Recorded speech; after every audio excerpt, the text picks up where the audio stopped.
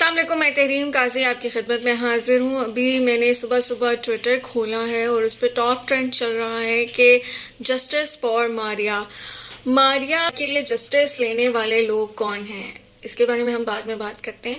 پہلے ہم یہ دیکھ لیتے ہیں کہ ماریا کون ہے۔ ماریا لوئر دیر کے علاقے سے تعلق رکھنے والی ایک چھوٹی سی بچی تھی، 4 سال کی، 4.5 سال اس کی عمر تھی۔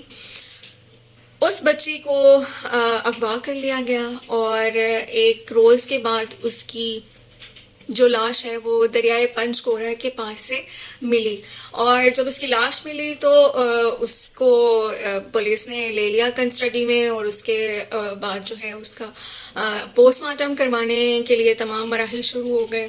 صبح یہ ظاہر کیا جا رہا ہے کہ بچی کے ساتھ شاید جنسی زیادتی بھی ہوئی ہے۔ ابھی پوسٹ مارٹم کی رپورٹ نہیں آئی ہے، پوسٹ مارٹم کی رپورٹ آنے کے بعد ہی موت کی اصل وجہ کا تعین کیا جا سکے گا۔ لیکن یہاں پہ سوال یہ پیدا ہوتا ہے کہ اس ملک میں، اس ریاست میں کسی کا بھی بچہ جو گھر سے باہر نکلے گا، کیا وہ سیف ہے؟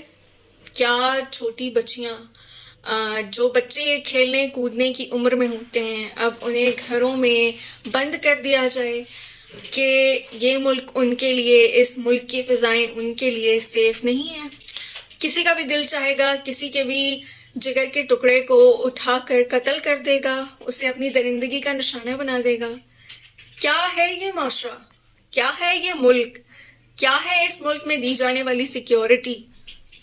ہمارے تمام وہ ادارے جو ہمیں انصاف، ہمیں تحفظ اور تمام سہولیات مہیا کرنے کے ذمہ دار ہیں، وہ کہاں سوئے ہوتے ہیں جب ایسا کوئی واقعہ ہوتا ہے؟ انتظامیہ کیوں حرکت میں نہیں آتی؟ مجرموں کو کیوں، اور جب کوئی ایسا واقعہ ہو جاتا ہے تو مجرموں کو کیفر کردار تک کیوں نہیں پہنچایا جاتا؟ انہیں نشان عبرت کیوں نہیں بنایا جاتا؟ کیونکہ اس معاشرے میں رہنے والے ہر فرد کا ضمیر مر چکا ہے، کوئی حق کے لیے آواز اٹھانے کو تیار نہیں ہے۔ بہت جلد ہم کسی نئے نمائندے کا انتخاب کرنے جا رہے ہیں جو اس ملک کی باغ ڈور سنبھالے گا، تو سوچنا یہ ہے کہ اب ہم نے کس شخص کا انتخاب کرنا ہے جو ہمیں تحفظ، عزت دلوا سکتا ہے یا نہیں۔ آپ کے خیال میں اب کیا ہونا چاہیے، اور ہمیں انتخاب کرتے وقت کیا سوچنا چاہیے؟ کامنٹ باکس میں مجھے ضرور بتائیے گا۔ آج کی ویڈیو کے لیے مجھے اجازت دیجیے۔ اللہ حافظ۔